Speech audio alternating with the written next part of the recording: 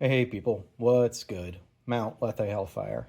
Today I wanted to talk about a quick impression of this Primary Arms GLx 3-18x44 first focal plane optic. This is the one with the ACSS Athena BPR MIL or MRAD mil radian, whatever you want to call it, reticle inside of it. As you can tell by the title and the comparison, I'm going to be comparing it against Nightforce because I have over a decade experience behind these scopes, a lot of time behind them. I own a lot of them, a couple 7-35s, a 4-20, some NXSs. I've used all of them, Beasts, Shivs, NXS, NX8, ATACRs. And they're a good benchmark for many reasons. There's a lot of them out there, especially in military and agency hands, so they get abused, a lot of real-world data behind it with hunters, PRS shooters, ELR shooters. And I'll probably do a video at some point about the importance of benchmarking. And it's not going to be like a head-to-head comparison, no trigger cam. This is just initial, take it out of the box, talk you through what I do when I get a new optic. Now, start of the box, I already unboxed this. Pretty standard, couple manuals. It's the same box design that they use for all their stuff. Pretty nice. And then manuals, warranty card, cover to it, a couple wrenches and whatnot. So nothing too crazy, right? But I do like that it did come with scope caps. They're these little cheap Butler Creek caps, but they work. And this is the scope. So if you just came to hear the impressions like versus a Nightforce, is this just as good, quote unquote, as a Nightforce? Well, no. There's obviously certain things that Nightforce does better than this. But compared to a Nightforce, there's certain things that I like about this more than I do my Nightforce. And this is just a 4-20 for reference. It's the most comparable as far as size and as far as magnification that I have, but it's widely applicable to any ATACR and NX8, particularly starting from the back. Before getting too far, it was $679.99 with the discount. And then I bought it with this discounted 1.5 0 MOA or, zero base cantilever mount because I'm going to put it on my Mark 12 Mod 3 that I've had on the channel. In total, after tax and after shipping, it was $816 and $13. Primary Arms doesn't sponsor this or anything. Like, I'm not one of those guys. I wouldn't even take a sponsorship if they offered one. That's neither here nor there. Now, whenever I get a scope, the first thing I want to do is, well, I read the manual. They got some pretty good manuals that came with it that, basic stuff. How do you set parallax? How do you zero it? How do you use a zero stop?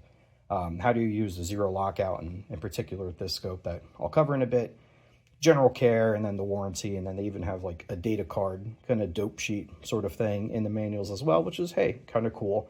I don't mind that at all. Now, like I mentioned, the caps came free, can't complain, right? ZCO charges you for caps. Nightforce comes with Tenebrex caps all the time, and I think, well, they're the best caps in the market. Now, starting from the back to the front, like I mentioned, 3-18x44, is this ocular housing. And I got to say, they definitely did their research and looked at, other market leaders. They looked at Nightforce probably, ZCO, Callus, Tangent Data, and took some really good design cues from there. So I'll just pop this cap off. And the first thing that I like to talk about is the diopter adjustment. So the worst part of a Nightforce is the design of the ocular. Because when you rotate your magnification, the entire ocular housing rotates. Setting diopter or setting up your diopter on your Nightforce is absolutely terrible, to be honest. It's one of the worst features of it. And that's why they give you these articulating Tenebrex caps, because as you see, this whole thing rotates with you. And depending on the weapon, depending on your setup, that could get in the way. The diopter adjustment ring is over here, and you see that came loose on me. This whole diopter body, turns. So compared to that, this is very easy, easy adjustment here on the back. You can already see I have it witness marked in several places. And that's what I don't like about the caps is that these are just stick-ons. Hey, they're free, but they're cheap. And when you stick it on, it actually moves this. So I'm probably going to extend my witness marks on top of this thing again. Or another thing that you could do when you adjust your parallax is just actually tape over this in black tape and then maybe witness mark over the black tape so it can't move. If you have good eyes, honestly, this amount of adjustment inside of it is just so fine that it's hardly noticeable. When you set your diopter, you should have the parallax set to infinity, your magnification all the way up against the white wall or against a clear blue sky. And then, you know, try to keep it still, put it on your desk, get behind it, proper eye relief, and then close your eyes for 4 seconds, open it for 1 second, make sure the reticle looks crisp. That's what the diopter adjustment is for.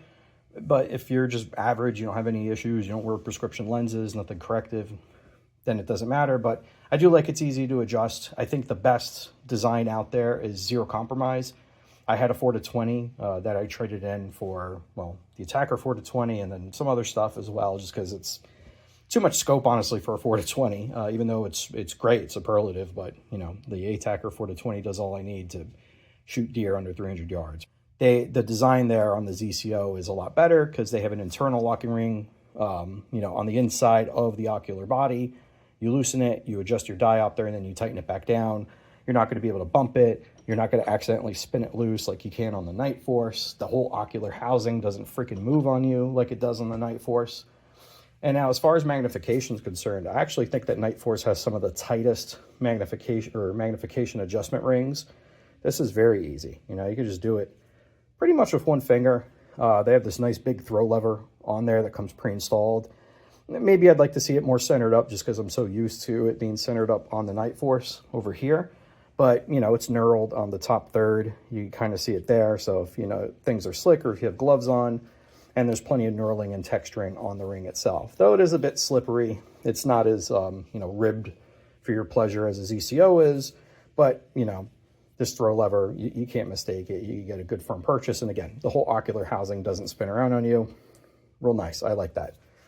Now, as far as the tube is concerned, right, this is a 34 millimeter tube, which I like. I think 30 and 34 are pretty much standard. And with the 34s, you have everything from these, you know, little cheapy primary arm GLXs. You have an SLX, which is a couple $100. I think it's like 200 something. And at that price point, I'd rather just get a Reptilia or a Badger Ordnance like I have on here, or a old Geisley, and Nightforce has their unimount as well, which is really good in 34 millimeter. And what the 34 millimeter tube gives you, and what larger size tubes in general give you, is just a bigger erector, right?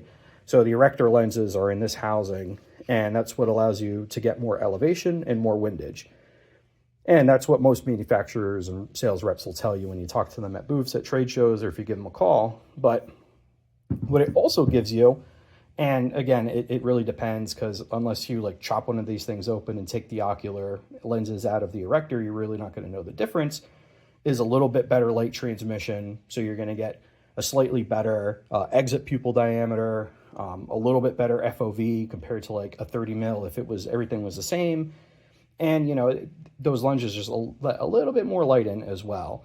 Now, versus a 30 millimeter tube, right? It's not like, oh, it's 4 millimeters bigger. It might only be 2 millimeters bigger, or 2.5, because again, you remember, you got to move the lenses inside of this ocular body for the erector. But that's just one thing to consider, and why I like going with the 34s, and why I think the ZCOs look so damn good. It's hard to explain, but if you've ever like shot out, you know, let's say past 700, if there's things like Mirage or other artifacts that you've had trouble with, you know, just it's also in the lens design, the lens coating, and, you know, I hardly understand any of this. But as far as things are concerned, glass quality on this is honestly really good. I just did it off the, you know, back porch, right, looking at, you know, maybe 600 meters is about as far as I could get a clear sight to my neighbors, to like the top of their barn. And, you know, there's nothing to complain about. Like, this is going to be on a 5.56 AR that is mostly, I'm going to be probably shooting at like coyotes, or just at steel and at paper, you know, under 500 meters, 600 meters. And just my impressions is that it's very good.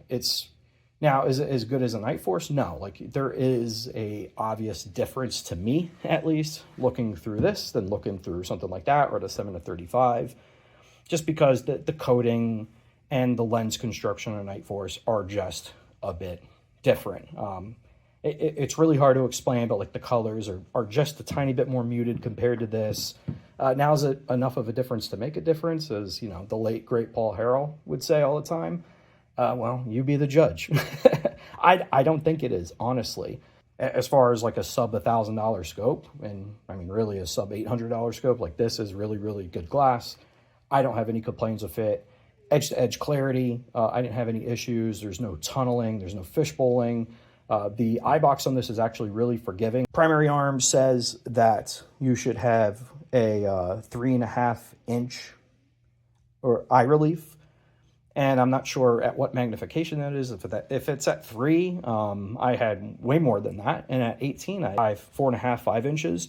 That's how much eye relief I had. Now, side to side, getting behind the optic, not as forgiving as the Nightforce, right? Like, you still do have to be somewhat centered on it, but not, you know, it's not super exact even at 18. And as long as you fit your rifle to yourself, if it's adjustable, I have a entry stock on my Mark 12 Mod 3, but, you know, I might end up swapping that out for something like a PRS Lite or an XLR or whatnot. But as long as you're fitted right and you have the scope mounted properly, I don't think you have an issue getting behind it, at least not standing behind a tripod or sitting. I haven't tried it prone, obviously, so I reserve the right to change my mind in a later video that I'll do of this. But other than that, can't really complain about it at all. Now, as far as the adjustments, very, very good. They have these 0 lockouts, so when you set your 0 on this, when you do your 0 stop right, remove the caps, mess with the internals, set it to 0, remount your caps, you always have this lock, and then all you need to do is press the button. But listen to those adjustments. You know, they're tactile to the touch, also audibly, but not so much so that it's like manufactured. Now, as far as the lock is concerned, you know, when you go back to 0, it'll lock out. I just want to adjust this all the way up to show you there the indication showing you how many revolutions you went around. I think that's a really nice touch. It's not as, you know, cute or elegant as, say, the ZCO or the Callus, like especially on their new 5-40, I believe. They have an elevation revolution indicator that kind of like pops up. So I think that's pretty cool, but, you know, this is good. And then boom, there's your 0 stop. Now, these aren't like pull top locking, unlocking. These aren't capped either. So I think it's a good balance. This button isn't too obtrusive, and it's easy to depress, and it's easy to feel for. So I like the idea of having that, especially with this reticle that I'll talk a little bit more at the end. You know, it's meant for holdovers, right? Not that you can't dial with this, but I do think that was pretty good. You know, standard configuration, right? Elevation on top, windage on the right. Now, as far as this freaking thing, this thing is huge, but this is a brightness and parallax. The parallax is pretty fine adjusted. Can't complain here either. You know, I don't know if this hash mark is supposed to line up with the, I think it's supposed to line up with the brightness. Now, the brightness is a lot tighter than I would like. Maybe it'll loosen up, but I've been spinning it all day and it really hasn't loosened up too much. You know, I got to get some good purchase on here. And then if you grab it too much, like you see, the parallax adjusts out a little bit more. So there's no real idea of where this stops at, but, you know, parallax, you just need to know where to adjust it. I don't really mind it being sandwiched over here. I'm so used to the Nightforce, it's just on the left. And then, you know, they have the push button, or in the ZCO's perspective, you take the cap off and then there's like switches in there, and they have a shake awake feature. Now, I get why they did this. This is probably a lot cheaper to manufacture, just having it out here with the battery compartment and whatever electronics are in there. I don't really use illumination all that much. I haven't even tested it. I haven't put a battery in this thing. I think it's only useful if it's like a really overcast, shitty day, or like you're at false dawn or you're at dusk, right? And you need to see your reticle. Though I do prefer the Nightforce. You just have to press the button on the side to go for that. So that's the only thing I'll complain about. But again, it makes manufacturing cheaper. And then at the objective, it's a 44 by, so your FOV at 100 yards on 18 power is 6.1 feet. At least that's what Primary Arms says. And then at 3 by, it's 36.7 feet. I don't know how exact that is, but having used it today, just kind of, you know, off a rest and just in my hand looking around at different things, I'd say that much. You definitely get a bigger FOV with like this ATACR 4-20, but again, it has a much bigger ocular and a much bigger objective. So that increases, you know, with those ratios, you get a better exit pupil, which it increases the amount of light that you get in, the better color transmission, light transmission, A little bit more forgiving eye box, I want to say, on the Nightforce, and it's easy to get behind, and also you get a better FOV downrange at different magnifications. But again, this is under $1,000, really under $700 with the discount. I know Primary Arms runs their own sales on these things, and plus, you know, I could smash this thing and drive a nail at it and they would replace it. No problems. I think all the features and all the designs that they did here make sense from an economy of scale.